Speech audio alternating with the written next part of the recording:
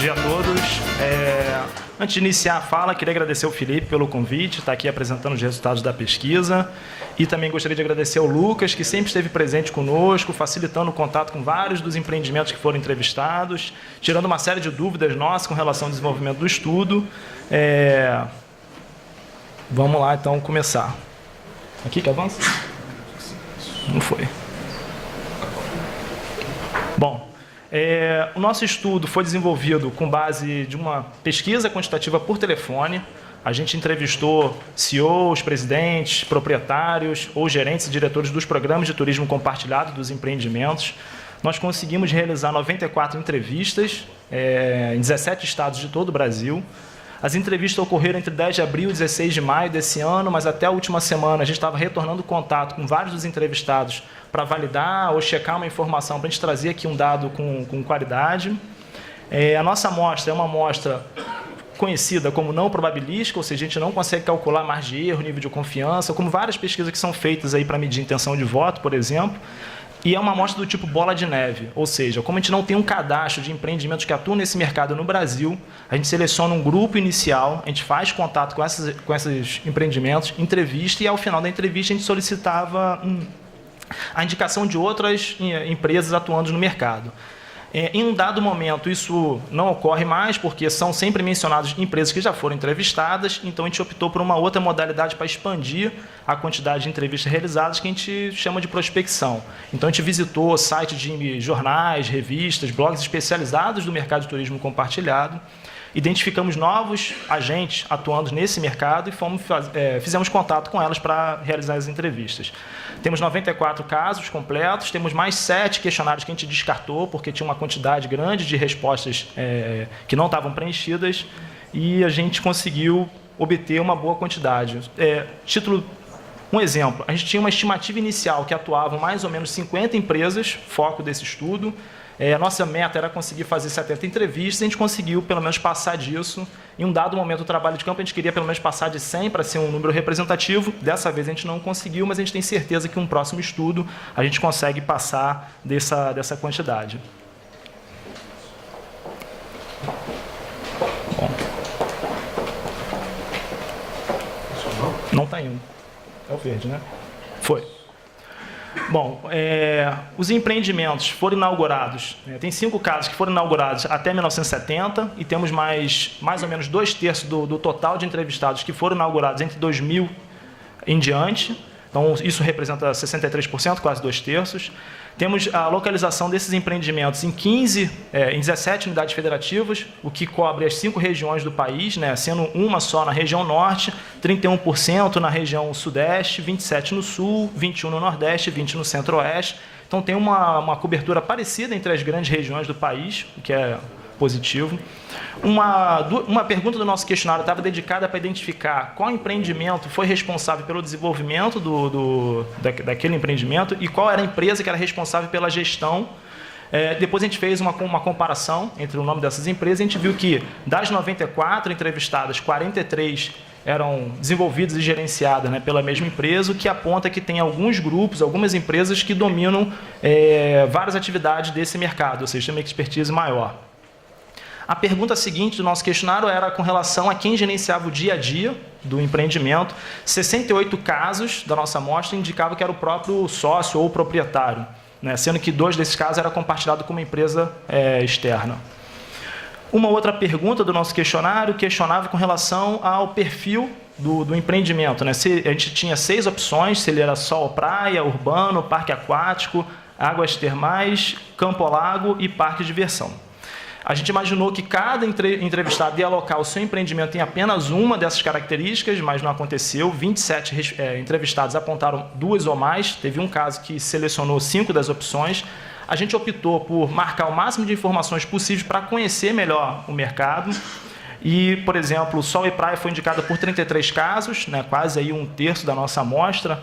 Urbano por 27, que para a gente foi uma surpresa. A gente imaginou que esse percentual seria bem menor, mas isso ocorreu principalmente por causa dessa duplicidade de opções. Parque aquático, 22, águas termais e campo ao lago, 19. Ainda com relação ao perfil dos empreendimentos, a gente tem, dentro desse conjunto de 94 entrevistas realizadas, a oferta de 18.164 unidades habitacionais, o que configura uma média de 193. Mas a gente tem 20 casos que têm até 50 unidades habitacionais, que são o grupo menor que a gente selecionou, e temos ali mais 35 casos com 200 ou mais unidades habitacionais. Então, para a gente poder balizar o perfil do estabelecimento que a gente entrevistou, a gente buscou uma pesquisa que era do IBGE, publicada em 2016, sobre o mercado hoteleiro. Não é o nosso foco aqui, estritamente, mas é alguma coisa que a gente possa dialogar. Então, a título de comparação, né? O IBGE mapeou o mercado hoteleiro no Brasil, que em média oferta 32 unidades habitacionais. Aqui a gente está pegando um grupo que oferta mais ou menos 193. Ou seja, a gente realmente pegou os grandes estabelecimentos que atuam no país. Uma pergunta seguinte era para tentar identificar qual tipo de unidade habitacional existia naquele empreendimento. Então, em 74 das 94 entrevistas realizadas, existia apartamento hoteleiro, suíte de 1 quarto, 36 casos, suíte de 2 quartos, 30 casos. São os perfis, né, os tipos mais comuns, mais recorrentes. Isso vai diminuindo conforme aumenta a quantidade de quartos por suíte. Além dessa participação no empreendimento, a quantidade média também diminui conforme aumenta a quantidade de quartos. Por exemplo, apartamento hoteleiro está presente em 74 casos entrevistados e eles ofertam 151 unidades, em média. Suíte de 4 quartos, por exemplo, são 3 unidades com uma média de 7. Quantidade de funcionários e quantidade de funcionários que atuam no projeto Turismo Compartilhado, a gente tem 25 casos com até 30 funcionários e temos 33 casos com 101 funcionários ou mais, né? E, por outro lado, no projeto Turismo Compartilhado, a gente tem ali 23 casos que indicaram para a gente que não contratava funcionário específico para essa atividade. Era o funcionário do hotel que atuava também nesse tipo de serviço. Por outro lado, a gente tem aqui 31 casos, 31 empreendimentos que contratavam pelo menos 31 funcionários para atuar, né, nos serviços. Então, o que configura uma soma de funcionários de 11.606 para 86 respondentes, aqui nem todo mundo passou o dado para a gente, e no quantidade de funcionários que atuam no projeto Turismo Compartilhado dá um total de 4.409. Com relação ao ano em que começou a comercialização dos produtos de turismo compartilhado, a gente tem 14 casos que começaram a comercializar até 1999, de 2000 a 2009 são mais 16 casos e de 2010 em diante temos aí 63 casos da nossa amostra, ou seja, grande parte do público pesquisado começou a comercializar timeshare ou multipropriedade a partir de 2010. A gente fez uma comparação entre o ano que começou a comercializar o produto e o ano de inauguração do estabelecimento. A gente consegue ver que grande parte do conjunto de entrevistados começou ou ingressou nesse mercado posteriormente, né? Então, o título de ilustração, tem 12 casos ali que começaram a comercializar esse produto 20 anos após a inauguração do empreendimento. A gente perguntou que tipo de produto ele comercializava, né, com relação a pontos, semanas fixas, semanas flutuantes. Pontos era ofertado por, na verdade, 40 casos, sendo que 4 eram em conjunto com semanas fixas. A gente tem 30 com semanas flutuantes, 36 com semana flutuantes e 30 com semana fixa. Uma outra pergunta do nosso questionário era com relação se o empreendimento tinha algum tipo de convênio com o intercâmbio de férias. 84 empreendimentos afirmaram positivamente para essa pergunta, sendo que 69 estabeleciam convênio com apenas uma, tá? 15 eram com 2 ou mais, a gente encontrou até um empreendimento que tinha convênio com até 5. Um problema disso é que tinha outras empresas que não eram estritamente intercambiadoras. Então, a gente fez uma limpa e fizemos uma representação gráfica dos nomes mencionados que atuavam com intercâmbio de férias. Então, a gente tem aí RCI mencionado por 47 casos, Interval por 12, Club Cia por 6 e Plaza Vacation tem uma menção.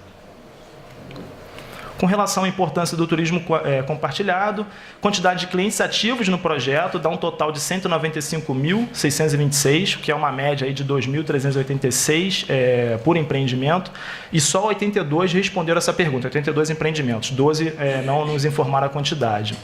Mas, por exemplo, até 50 clientes por empreendimento são 15 casos, tá? E a gente tem ali outros 24 com 150 ou mais, não, 1.500 ou mais. Total a taxa de ocupação do empreendimento, taxa média de 24,5%, a gente tem 41 empreendimentos que informaram ter até 10% da sua ocupação por conta do turismo compartilhado, e a gente tem ali 14 empreendimentos que têm uma ocupação superior a 51%. Tá? Então,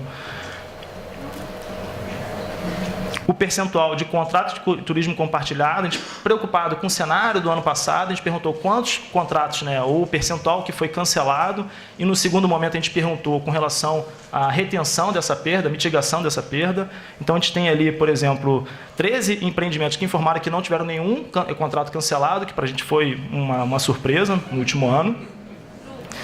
E temos aí outros casos, e temos ali também 20%, deixa eu verificar. A definição está ruim ali. Temos ali 25%. Temos ali mais 20 casos com 25% ou mais dos contratos que foram perdidos, de 21% a 40% dos contratos perdidos. Bom, depois que a gente identificou a perda com relação a contratos de turismo compartilhado, no último ano a gente perguntou desse total, ou do total de pedidos, quantos foram retidos. Bom, 16 casos afirmou para a gente que não conseguiu reter nenhum. Então, todos os pedidos que foram feitos para esses 16 casos, eles foram cancelados, eles não conseguiram reverter. Por outro lado, a gente tem 8 casos que conseguiu reverter de 2/3 ou mais, ou seja, de 67% a 100% dos pedidos que foram feitos, eles conseguiram reter, que é uma alta taxa. Daí, a gente tem ali 34 casos que conseguiram reter de 1% a 33%, ou seja, 1/3 dos pedidos realizados, o que para a gente seria um percentual menor, né? Quantidade de programas de férias que foram vendidos no último ano, o total que a gente tem aqui é de 100.928 contratos foram comercializados, que dá uma média de 1.421 por empreendimento. Tem 14 casos que informaram que não conseguiram comercializar nada no último ano, e a gente tem ali 28 casos que conseguiram comercializar mais de 20 mil programas de férias. Em seguida, depois da quantidade, a gente perguntou com relação ao valor total vendido e o valor líquido de venda líquida. Aqui a gente tem um problema que a quantidade de respostas foi bem menor, é um assunto, é um dado mais delicado, então a gente entende que nem todo mundo se sentiu à vontade para passar essa informação. Por exemplo, a venda bruta em 2017, o valor médio foi de R$ 36.147.479 por empreendimento. Quando a gente vai olhar o valor total que está ali, ele tem um problema, um cuidado que a gente tem que ter, porque esse valor total ocorre por conta de 35 casos, e não do 94 que a gente tem na nossa amostra. O mesmo ocorre na venda líquida, são 23.093.950, mas aqui a gente tem um dado para 44 casos. Aí, se você comparar, por exemplo, o valor total de venda líquida e o valor total de venda bruta, a distância é pequena, mas isso ocorre principalmente porque, no caso da venda líquida, a gente tem 44 empresas que responderam, e no caso da venda bruta são 35. Se fizesse a comparação 35-35, a gente teria uma distância um pouco maior. Um segundo momento, a gente perguntou quais eram as principais fontes que compunham o valor que era efetivamente recebido. Bom, a parte cinza ali indica que essa fonte não gerava nenhum tipo de receita. Então, nesse caso, a venda do pacote férias foi mencionada ali por 21% das empresas respondentes, como aquilo não gerou nenhum tipo de receita. Por outro lado, taxa de manutenção por 61%, e pacote de alimentação por 79%. Ou seja, a venda do pacote férias é o mais significativo na representação da sua fonte de renda, seguido por taxa de manutenção e depois por pacote de férias. A parte verdinha indica a alta representatividade, ou a alta significância desse valor. E aí dá para a gente reparar que a parte verde é maior, principalmente na venda de pacote de férias, e o verde escuro é 100% da sua fonte de receita. E aí o que chamou a atenção para a gente é que a gente tem ali taxa de manutenção, por exemplo, representou 100% da fonte de receita para 4 casos, que dá ali mais ou menos 6%. Por último, a gente perguntou com relação aos canais de vendas utilizados para comercializar programa de férias e depois o local de venda. E aqui a ideia é mais ou menos parecida. O cinza não representou ou não é utilizado como um canal de venda pelo empreendimento, e o verdinho é uma alta utilização. Então, por exemplo, captação in-house, a gente tem 14% que não utiliza esse tipo de recurso. Captação off-site fixa, não é utilizada 39% dos casos. E telemarketing, por 64% dos casos, não é um recurso utilizado. O local de venda, por exemplo, sala in house, não é utilizado por 14%, sala off-site por 63% e sala off-site fixa não. A fixa não é utilizada por 61% e a sala off-site não é utilizada por 90% dos casos. Ou seja, eles têm uma alta taxa de não utilização desse tipo de recurso.